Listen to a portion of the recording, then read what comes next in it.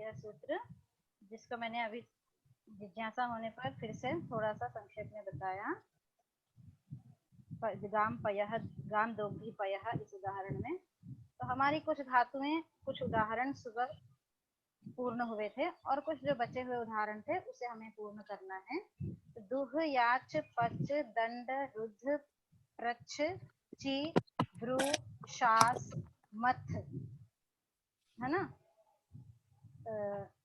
शास, भ्रू, शास, इतनी धातुएं हमने सुबह उदाहरण रूप में पढ़ी थी, समझी थी अकथितम च के उदाहरण के रूप में। ठीक है, आगे बची हैं धातुएं जो उनको उदाहरण सहित हम यहाँ पे समझेंगे। तो आगे धातु है जी धातु। जी अभिभवे इस अर्थ में जी धातु का प्रयोग है। तो शतम जयति देवदत्तम, शतम जयति देवदत्तम। जयति का अर्थ होता है जीतना, जयति का अर्थ होता है जीतना, मतलब ग्रहणानुकूल ताडनादि व्यापारः जयतेरर्थः।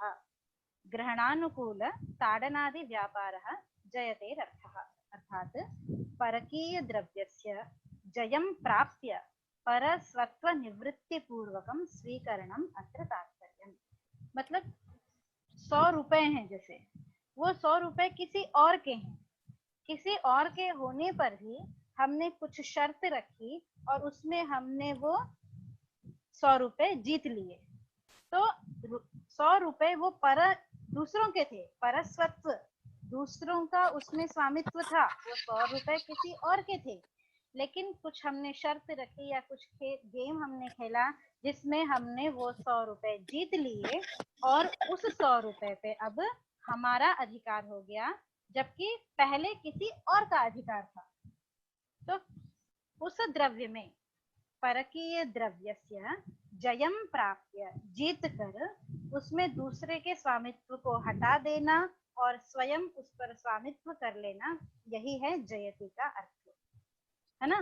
तो अब जब दूसरे के स्वामित्व से हमने हटाया, सुबह भी ऐसा एक उदाहरण आया था, जब दूसरे के स्वामित्व से हम गर्गान शतम दंडयति, सुबह हमने पढ़ा था, तो वही यहाँ पे उसी प्रकार से यहाँ पर भी हटाएंगे। जब परस्वत्व का विश्लेष हुआ, मतलब दूसरे का स्वामित्व हटा, तो जिससे हटा वो क्या हो गया, अपादान हो गया। जैसे वृक्षात पत्रम पतति, पत्र वृक्ष से अलग हुआ तो वृक्ष की अपादान संज्ञा हुई।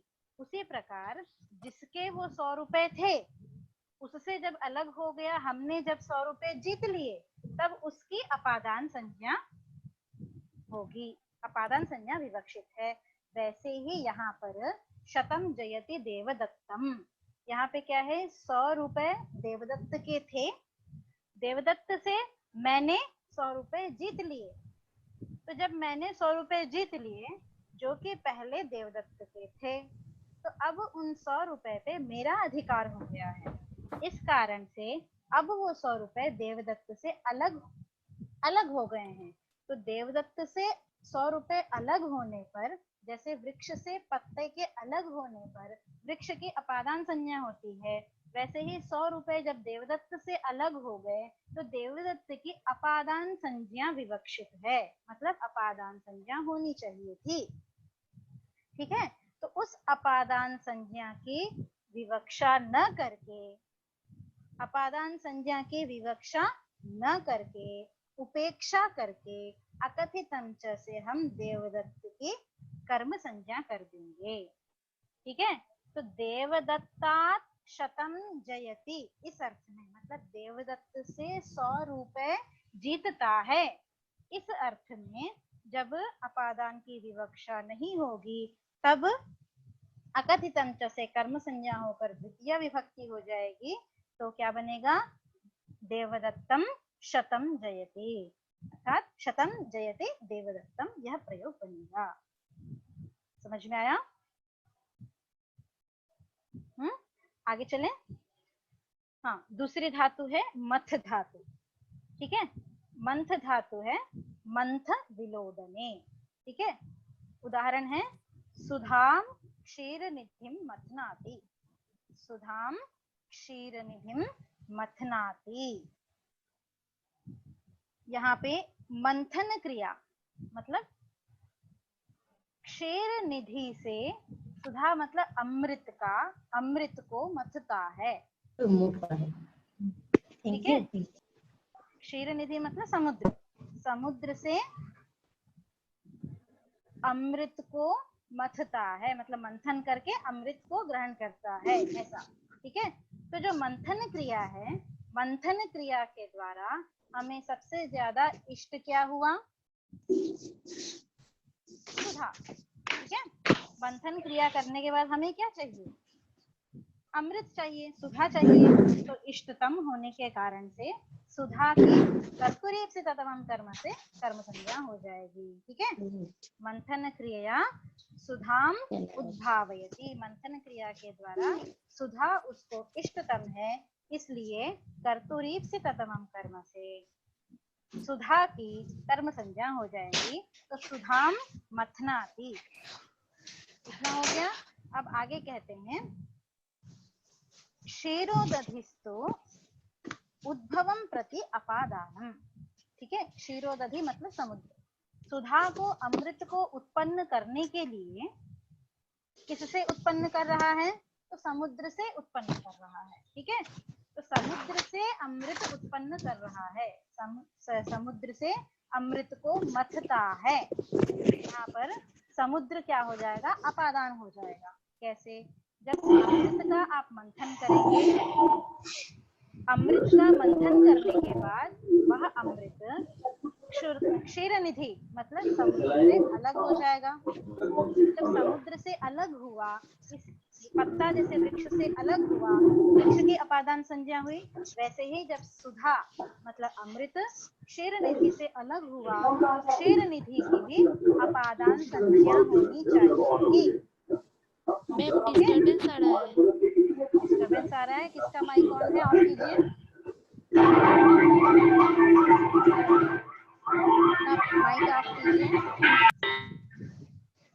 हाँ, चलिए।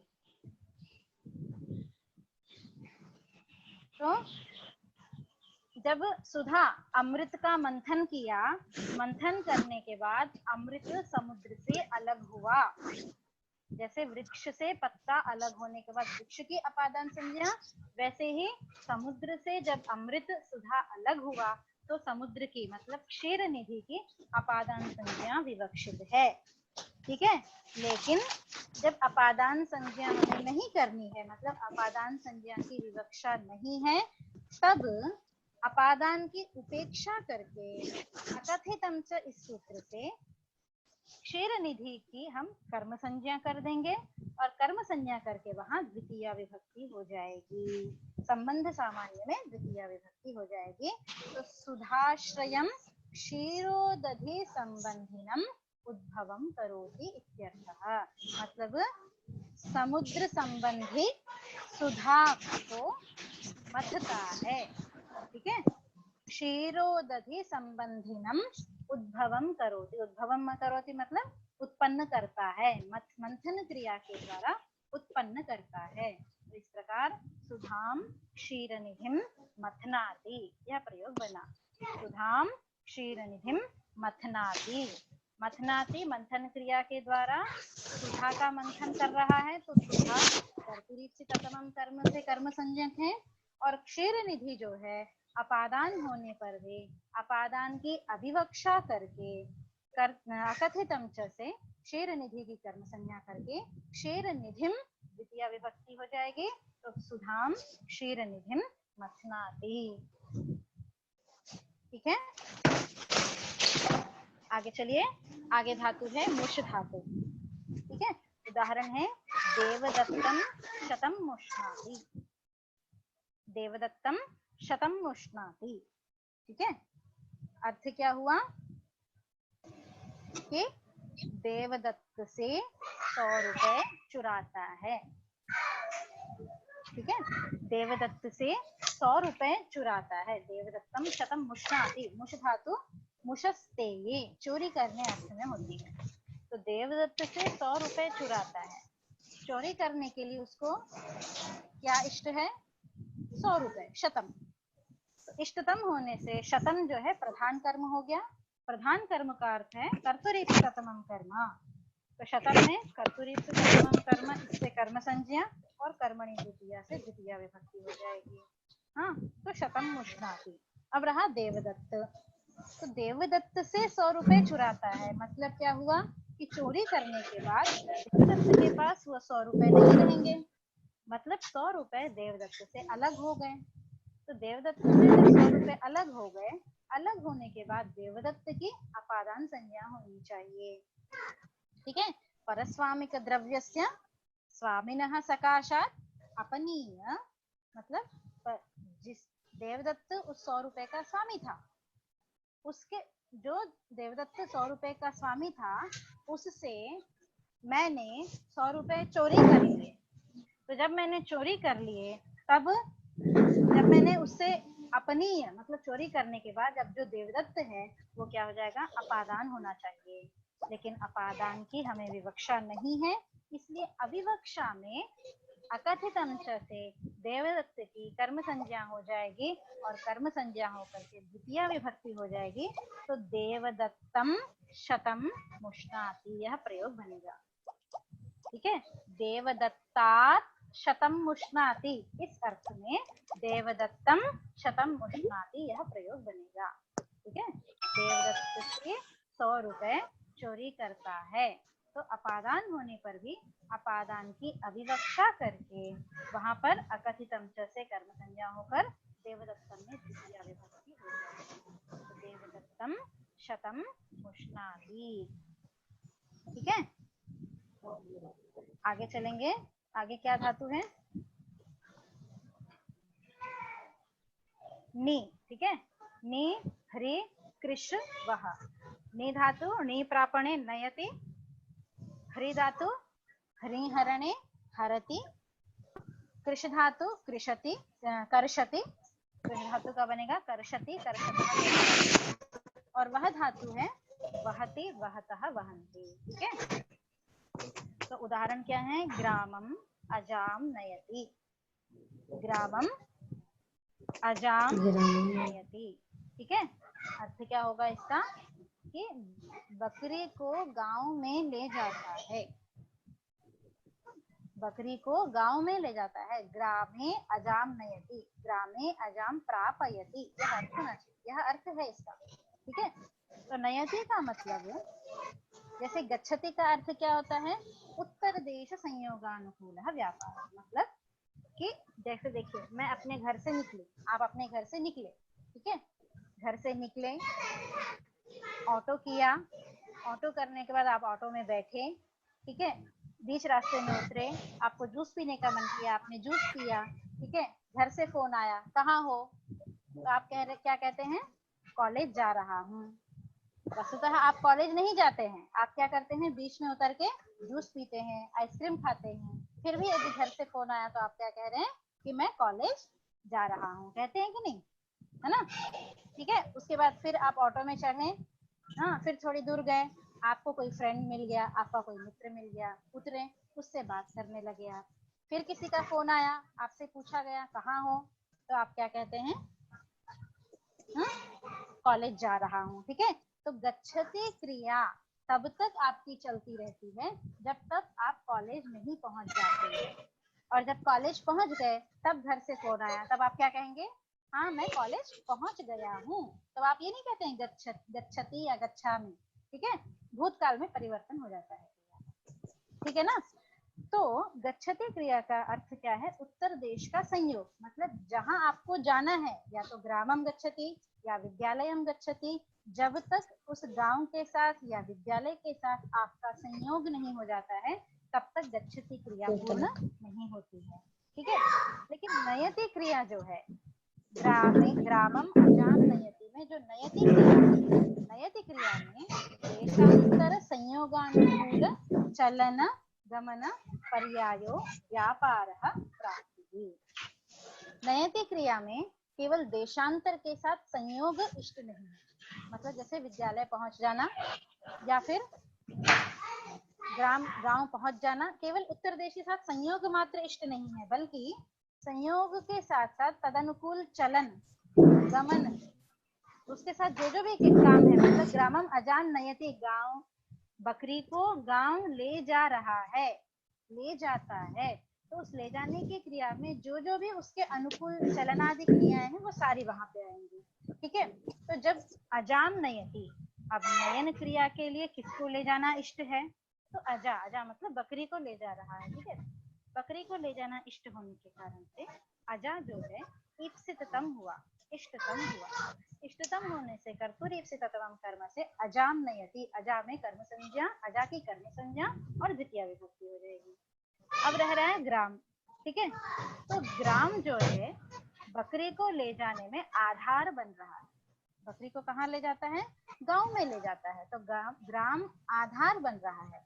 आधारत्वात् ग्राम अधिकरणम, आधार होने के कारण से ग्राम जो है अधिकरण होता है। ठीक है, अधिकरण होने के बावजूद अधिकरण की हम अविवक्षा कर लेंगे, और अधिकरण की जब अविवक्षा करेंगे तो अविवक्षा होने पर फिर अकथित अंश से ग्राम की कर्म संज्ञा हो जाएगी, और जब अकथित अंश से ग्राम की कर्म संज्ञा हुई तब कर्म द्वितीय से द्वितीय होकर ग्रामम अजाम नयति, यह प्रयोग बनेगा। अर्थ यही रहेगा क्या, ग्रामे अजाम नयति, विद्यालये पुस्तकम नयति, विद्यालये मित्रम नयति। इस अर्थ में विद्यालयम मित्रम नयति, विद्यालयम पुस्तकम नयति। ठीक है, निधातों के प्रयोग में अधिकरण की अविवक्षा होने पर वहां पे अकथित अंश से कर्म संज्ञा हो जाएगी। ठीक है, प्रकोष्ठम भोजनम नयति, गृहम पुष्पम, गृहम फलम नयति। ठीक है, गृहे फलम नयति, घर में फल ले जाता है, तो गृहम फलम नयति। इस तरह से आप अपने दैनिक प्रयोग में, संस्कृत के प्रयोग में भी आप इसका प्रयोग कर सकते हैं। आपको ध्यान होना चाहिए कि यहाँ अकथित अंश से कर्म संज्ञा हो जाएगी। तो आपका मैडम एक डाउट है, हाँ बोलिए। अधिष्ठासांग कर्म भी बताया गया ना अधिकरण के लिए, पर हाँ, अधिष्ठासांग कर्म सूत्र जो बताए थे हाँ हाँ बताया गया है। वो भी अधिकरण, हाँ, उसके भी आधार, उस सूत्र से भी आधार अर्थ में ही कर्म संज्ञा होगी। इसके बाद मैं वही सूत्र पढ़ाऊंगी आपको, फिर भी आपकी जिज्ञासा के निवारण के लिए सारांश में मैं आपको बता देती हूँ कि अधिशिंग स्थासाम कर्म में आधार की ही कर्म संज्ञा होगी, लेकिन वहां पे अधि उपसर्ग पूर्वक शींग, स्था, आस इन धातुओं का ग्रहण किया है।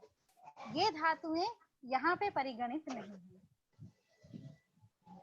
ठीक है, नी, ह्री, कृष, वह, ये जो धातुओं का समूह है यहाँ पर उन धातुओं का परिगणन नहीं है। ठीक है, अधिशींग स्थासाम कर्म में अधिपूर्वक शिंग धातु का होगा प्रयोग, अधिपूर्वक स्था धातु का प्रयोग होगा, अधिपूर्वक आस उपवेशने आस धातु का प्रयोग होगा, तब आधार अर्थ में कर्म संज्ञा वहां होगी। यहाँ पर भी वस्तुतः आधार अर्थ, यहाँ क्या है, विकल्प है। ठीक है, अकथित अंश से जो आधार अर्थ में कर्म संज्ञा हो रही है वो आपके विवक्षा के अधीन है, विकल्प है। तो आप ग्रामे अजाम नयति ऐसा भी प्रयोग कर सकते हैं और ग्रामम अजाम नयति ऐसा भी प्रयोग कर सकते हैं, लेकिन अधिशींग स्थासाम कर्म में जो कर्म संज्ञा हुई है वहां पर आपको आधार अर्थ में कर्म संज्ञा करने के बाद वैकुंठम अधिशेते या वैकुंठम अधितिष्ठति। ठीक है, वैकुंठ में सोता है, तो आधार अर्थ में हमेशा कर्म ही होगा और द्वितीया ही होगी। वैकुंठे अधिशेते आप प्रयोग नहीं कर सकते हैं।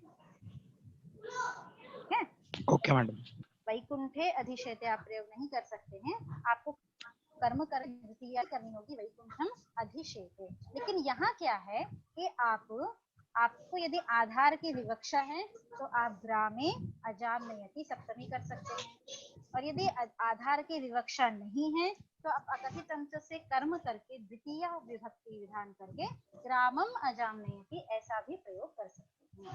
ठीक है, हाँ मैडम, आगे चले। हाँ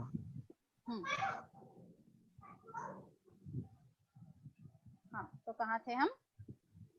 इस प्रकार आधारत्व के अविवक्षा करके ग्रामम में द्वितीया विभक्ति हो जाएगी और कर्मत्व की विवक्षा में द्वितीया हो गई तो अजाकर्मकम ग्राम संबंधी नयनम इत्यर्थः। क्या अर्थ हो जाएगा ग्रामम अजाम नयति का? अजाकर्मकम ग्राम संबंधी नयनम इत्यर्थः, ऐसा हो जाएगा। इसी प्रकार से ग्रामम अभ्री धातु के प्रयोग में ग्रामम अजाम हरति, ठीक है, जैसे ग्रामम अजाम नयति नी धातु का प्रयोग किया था वैसे ही ग्रामम अजाम हरति इसका प्रयोग कर लेंगे, ठीक है।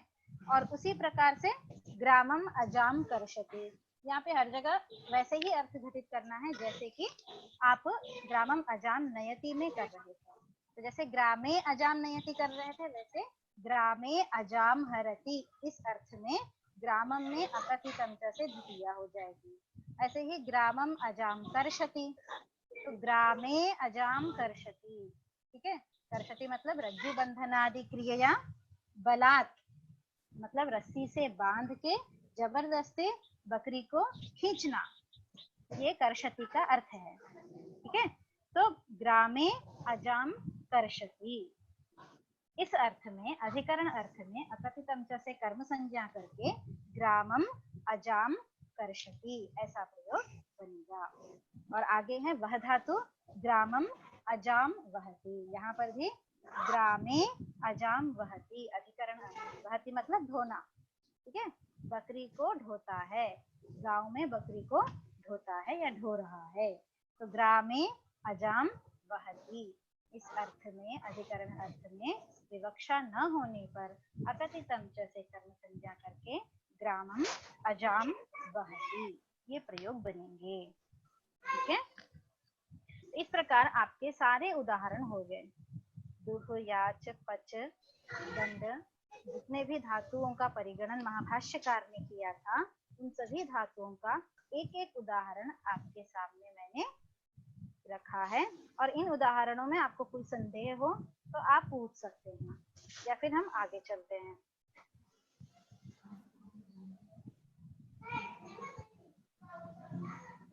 आगे चलें।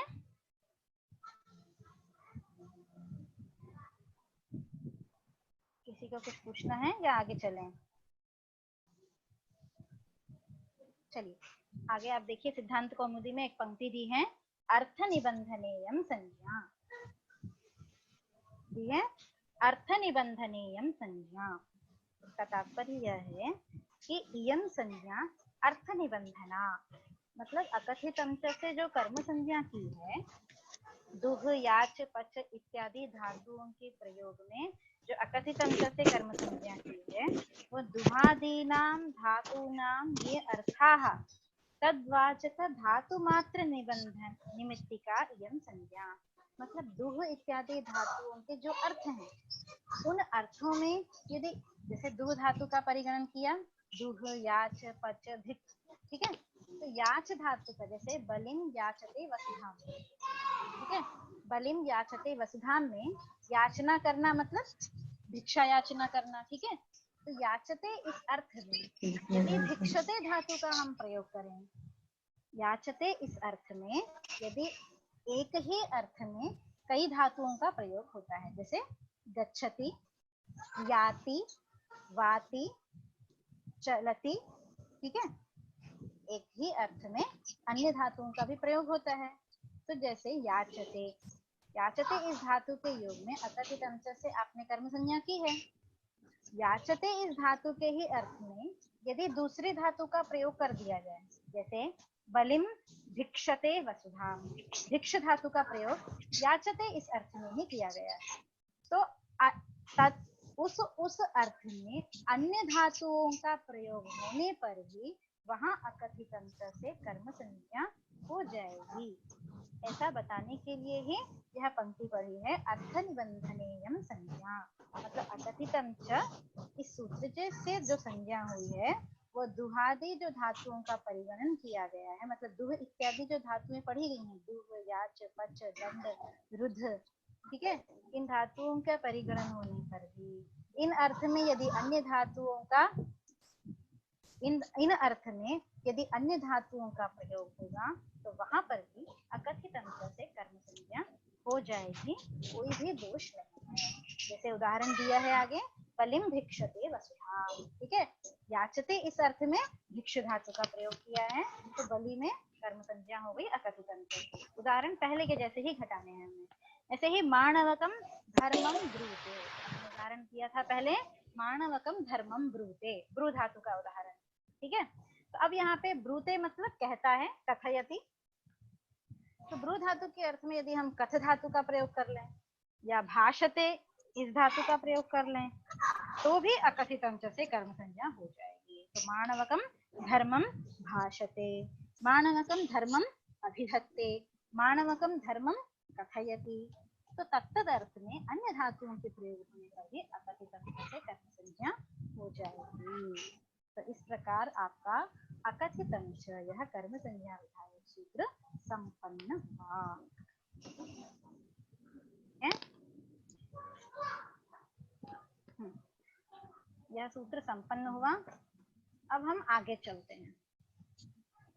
आगे एक दो छोटे छोटे सूत्र हैं कर्म संज्ञा के ही, उनको भी पढ़ा देती हूँ। जैसे कि अधिशिंग स्थासाम कर्म, इस सूत्र पे प्रश्न किया था छात्र ने, तो चलिए अब हम अधिशिंग स्थासाम कर्म इस सूत्र पे चलते हैं। थोड़ा सा विस्तार से हम इस सूत्र को समझेंगे। अधिशिंग स्थासाम कर्म, अधि यह उपसर्ग है, शींग स्थासाम, शींग च, स्थाश्च, आश्च, शींग स्थासः, अधेः शींग स्थासः, अधिशिंग स्थासः, अधेः शींग स्थासः, अधिशिंग स्थासः, ठीक है। तो अधिपूर्वात् शींग स्था आस एतेषां, सिद्धांत कौमुदी में अर्थ क्या दिया है, अधिपूर्वाणाम एषाम आधारः कर्म स्यात्, अधिपूर्वाणाम एषाम आधारः कर्म स्यात्। अधिपूर्वाणाम मतलब अधि उपसर्ग पूर्वकात्, एषाम मतलब जो सूत्र में धातुएं पढ़ी हैं क्या है, शिंग धातु, स्थास धातु और आस धातु। तो अधिपूर्वाणाम अधिपूर्वक शींग स्था आस एतेषां धातूनां प्रयोगे यह आधारः तत् कारकं कर्म संज्ञकं भवति, कर्म संज्ञकं स्यात्, ठीक है। तो उदाहरण क्या दिया है आपको, अधिशेते, अधितिष्ठति, अध्यास्ते वा वैकुंठम हरिः। तो वैकुंठम हरि, अधिशेते वैकुंठम हरिः, अध्यास्ते वैकुंठम हरिः, अधितिष्ठति वैकुंठम हरिः। इस प्रकार 3 उदाहरण बनेंगे, ठीक है। तो अब यहाँ पर अधि इत्युपसर्गः, यह अधि जो उपसर्ग है वो अधि उपसर्ग सप्तम्यर्थ, सप्तम्यर्थः कहा आधारः, सप्तम्यर्थ क्या है, आधार है।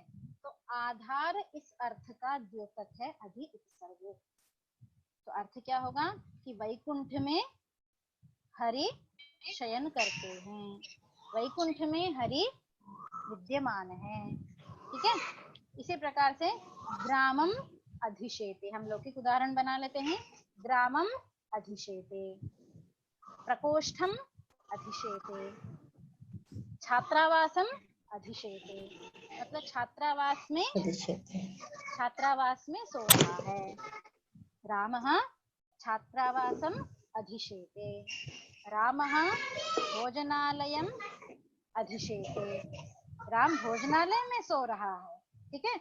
भोजनालय में इस आधार अर्थ को बताने के लिए अधि उपसर्ग लगा है। तो इस आधार अर्थ में, ठीक है, आधार क्या है, ग्रामम अधिशेते, छात्रावासम अधिशेते, ठीक है। तो अधिशेते में आधार क्या बन रहा है, कहाँ सो रहा है राम, छात्रावास में सो रहा है। तो आधार क्या बना, छात्रावास। हाँ, तो जो आधार है उसकी कर्म संज्ञा हो जाएगी अधिशिंग स्थासाम कर्म इस सूत्र से। हर जगह नहीं होगी, केवल अधिशेते मतलब शिंग धातु का प्रयोग होना चाहिए, शेते इसका प्रयोग होना चाहिए, या फिर तिष्ठति इसका प्रयोग होना चाहिए। या फिर आस्ते इसका प्रयोग होना चाहिए, और यह भी अधिपूर्वक होना चाहिए। तो अधिशेते, अधितिष्ठति, अध्यास्ते, भोजनालयम अध्यास्ते, मम मित्रम भोजनालयम अध्यास्ते। आपके मित्र कहाँ हैं? तो मेरे मित्र भोजनालय में बैठे हैं। तो मम मित्रम भोजनालयम अध्यास्ते, ठीक है, तो भोजनालय में बैठे हैं। तो भोजनालय आधार हुआ, आधार होने के कारण से वस्तुतः आधार की अधिकरण संज्ञा और सप्तमी विभक्ति होनी चाहिए, लेकिन अधिशीन स्थासाम कर्म इस सूत्र से अधिपूर्वक आस धातु है, इस कारण से अधिपूर्वक शी धातु है, इसलिए अधिपूर्वक तिष्ठ धातु है, इसलिए कर्म संज्ञा हो जाएगी, और कर्म संज्ञा होने के कारण से द्वितीय विभक्ति हो जाएगी, इसलिए भोजनालयम अधितिष्ठति, ग्रामम अधिशेते, वैकुंठम अधिशेते, वैकुंठम अध्यास्ते, ये प्रयोग बनेंगे। सूत्र स्पष्ट हुआ सभी को, या किसी को कुछ जिज्ञासा है?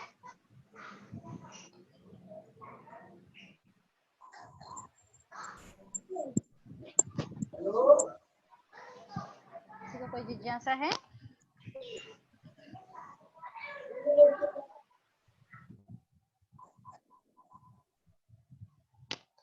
शिंग धातु है मैडम, उसमें मूर्धन्य शकार है क्या? नहीं, तालव्य शकार है। शेते, हाँ मैडम। शेते तालव्य शकार है शिंग धातु में, अभिशेते, ठीक है। आगे चलें, किसी को कुछ नहीं पूछना है?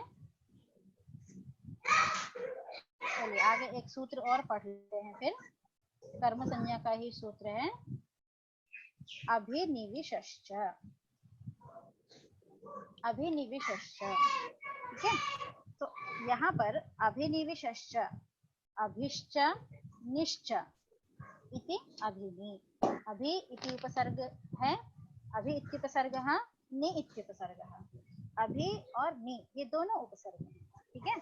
अभिश्च निश्च इति अभिनि, ताभ्याम विश, अभिनिविश, ठीक है, ताभ्याम विश इति अभिनिविश, तस्य अभिनिविशः, अभिनिविशः च, ये पदच्छेद हुआ सूत्र का। कह रहे हैं अभिपूर्वात्, अभिनिपूर्वात् विषधातु, कैसे अर्थ दिया है आपका सिद्धांत कौमुदी में, आप देखिए, अभिनि इत्येतत् संघात पूर्वस्य विशतेराधारः कर्म स्यात्, अभिनि इत्येतत् संघात पूर्वस्य विशतेराधारः कर्म स्यात्, मतलब अभि और नि ये दोनों उपसर्ग एक साथ होनी चाहिए, इन दोनों उपसर्गों का एक साथ प्रयोग होना चाहिए विष धातु के साथ। तो अभिनि इत्येतत् संघात पूर्वस्य विष धातोः प्रयोगे यह आधारः सः कर्म संज्ञः स्यात्, ये तात्पर्य हुआ। मतलब कि अभिनि पूर्वक, अभिनि इन दोनों उपसर्गों के साथ जब विष धातु का प्रयोग होगा, जैसे अभिनिविशते, तो क्या बनेगा? अभिनिविशते, अभिनिविश आत्मनेपद में अभिनिविशते, ऐसा जब प्रयोग होगा, वहां पर जो आधार बनेगा उस आधार की भी कर्म संज्ञा हो जाएगी। ऊपर के सूत्र में शिंग, स्था, आस ये तीन धातुएं पढ़ी थी, अब यहाँ पर इन्होंने विष धातु का भी परिगणन कर दिया है कि अभिनि पूर्वक विष धातु होगी तो उसका जो आधार होगा उसकी भी कर्म संज्ञा हो जाएगी। उदाहरण क्या दिया है आपका? अभिनिविशते सन्मार्गम, क्या उदाहरण है? अभिनिविशते सन्मार्गम, मतलब सन्मार्ग की ओर चलता है, सन्मार्ग की ओर प्रविष्ट होता है ना। तो सन्मार्ग में चलता है, सन्मार्गम, सन्मार्ग क्या हो रहा है? आधार बन रहा है। कहाँ चल रहा है वो? तो सन्मार्ग की ओर बढ़ रहा है, तो मे पे पर, ठीक है, सन्मार्ग में बढ़ रहा है, आधार हुआ। आधार होने पर भी अभिनि उपसर्ग पूर्वक धातु का प्रयोग है, इसलिए उस आधार की कर्म संज्ञा हो जाएगी और कर्मणि द्वितीया से द्वितीय विभक्ति हो जाएगी। तो सन्मार्गम ऐसा बन जाएगा। ऐसे ही रामम गृहम अभिनिविशते ऐसा भी प्रयोग कर सकते हैं। ठीक है, घर में प्रवेश कर रहा है, गांव में प्रवेश कर रहा है। तो इस अर्थ में आपको जो अभिनिविशते इस प्रयोग में जो भी आधार बन रहा है उसकी कर्म संज्ञा हो जाएगी अभिनिविशश्च। इस सूत्र से कर्म संज्ञा होने पर द्वितीय विभक्ति हो जाएगी। तो अभिनिविशते सन्मार्गम, ग्रामम अभिनिविशते, गृहम अभिनिविशते इत्यादि प्रयोग बन जाएंगे। तो इस प्रकार यह सूत्र भी पूर्ण हुआ।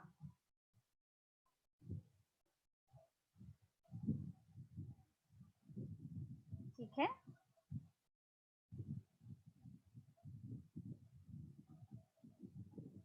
अब एक और सूत्र बचता है गति बुद्धि। ये अगले दिन पाठ में आपको पढ़ाएंगे। तो उस सूत्र के साथ अपना कर्म संज्ञा का प्रकरण खत्म हो जाएगा। फिर आगे दूसरा कारक हम शुरू करेंगे। और कल जैसे कि आपको बताया है प्रश्नावली है, प्रश्नोत्तर का एक सेशन रहेगा। तो आज आप एक बार सभी सूत्रों को पुनरावृत्ति कर लीजिएगा। जो भी आपको जिज्ञासा होगी, जब तक आप पुनरावृत्ति नहीं करेंगे आपको जिज्ञासा ही नहीं होगी। जिज्ञासा नहीं होगी तो आपको समझ में नहीं आएगा। एक बार पुनरावृत्ति करके जो भी आपको जिज्ञासा हो आप कल अवश्य पूछ सकते हैं। और अभी अगर किसी को कुछ जिज्ञासा है तो पूछिए।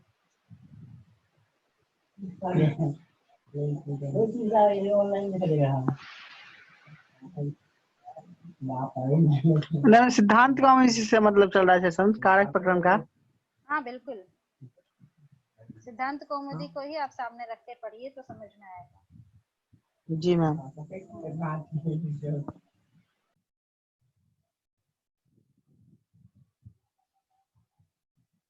तो चलें ये सेशन यहाँ पे समाप्त करते हैं। फिर 5 बजे से दोबारा आपकी कक्षा होगी तर्क भाषा पे।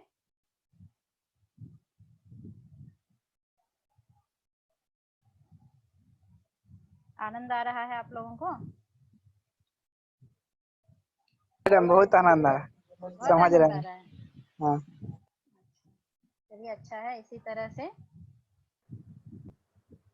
नित्य जब रोज सुनेंगे तो आपको अपने आप समझ में आएगा। आप लोगों का बहुत बहुत धन्यवाद। जी मैम। सर कंप्लीट हो गया ना आज का? हाँ आज का कंप्लीट हो गया सर, काफी है आज। आज 2 टाइम ठीक है 2 मैम। सेशन हो गए।